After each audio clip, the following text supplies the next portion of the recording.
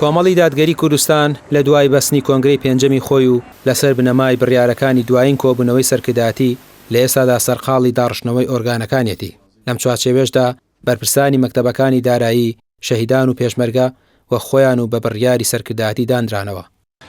هەر سێ مەکتەبی شەهیدان و پێشمەرگە و مەکتەبی دارایی و مەکتەبی قوتابیان و لاوان هەستاین بە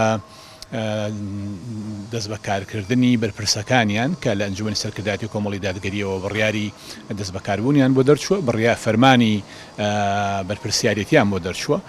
دیارە کۆمەڵی دادگەری لە کۆنگرەی پێنجی خۆیان بە گوڕوتینێکی نوێ و ئەمانەوێ بەڕاستی ئۆرگانەکانمان تەشکیل بکەینەوە و هیمەتێکی تازە بنینەوە، فۆرمێکی تازە بکەینەوە بەبەری کۆمەڵی دادگەریە بۆی بتوانین پشت بەخوای گەورە باشتر و چاکتر هەنگاوەکانی هەستانەوەمان بۆ چوونەوە ناو کۆمەلگا و ئیستیعابکردنی ئەندامەکانمان، دڵسۆزەکانمان دەست پێ بکەین پشت بەخوای پەروەردگار. ئێمە وەکو مەکتەبی دارایی کۆمەڵی دادگەری پێشوازیمان کرد لە لیژنەی ڕاستپێدراوی سەرکردایەتی کۆمەڵی دادگەری بۆ جارێکتر پێدانەوەی متمانە بە ئێمە بۆ بەرپرسیارەتی مەکتەبی دارایی. بۆیە سوپاسی ئەو متمانەیە دەکەم کەوا سەرکردایەتی کۆمەڵدای بە ئێمە و هەروەها بەخێرهاتنی لیژنەی ڕاستپێدراو دەکەم کە ئەمڕۆ تەشریفیان هێنا و لە نزیکەوە جارێکی تر تەئکیدیان لەسەر ئەوە کردوانێک کە ئێمە بەرپرسی مەکتەبی دارایی نوێی کۆمەڵی دادگەری بین بە پشتیوانی خوای پەروەردگار.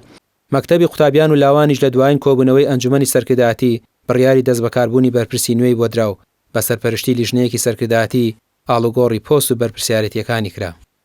دیارە کۆمەڵی دادگەری لە دوایی بەستنی کۆنگرە لیژنەیەکی تەشکیل کردووە بۆ تەشکیلاتی ئۆرگانەکانی و بەهۆی هەڵبژاردنەکانی ئەنجومەی نوێنەرانی عێراقەوە کەمێک تەشکیلات دواخرا و ئەمڕۆ ئێمە لە خزمەتی ئەو لیژنەی باڵایان کە تەشریفیان هێنا و مەکتەبی قوتابیان و لاوان و ئێمە لە مەکتەبی قوتابیان و لاوان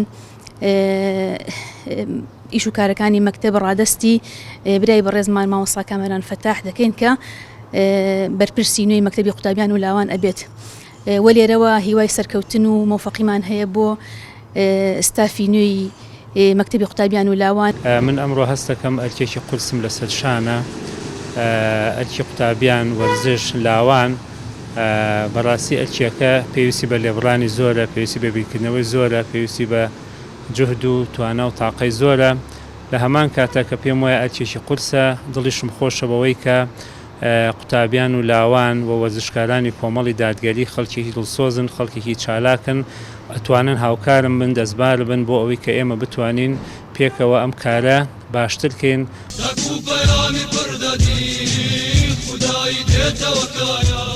لە دوای بەڕێوەچوونی کۆنگرەی پێنج لە 19 و 20 ئابی مانگی هەشتی ئەمساڵ ژمارەیەک لە بەرپرسی مەڵبەند و مەکتەبەکانی کۆمەڵی دادگەری کوردستان لەسەر بنەمای دەرئەنجامی کۆنگرە و لە دوایین کۆبوونەوەی سەرکردایەتی دیاری کران و ئێستاش پرۆسەی ئاڵوگۆڕی پۆستەکان بەردەوامە. ڕامیار عوسمان، کەناڵی پێام، سلێمانی.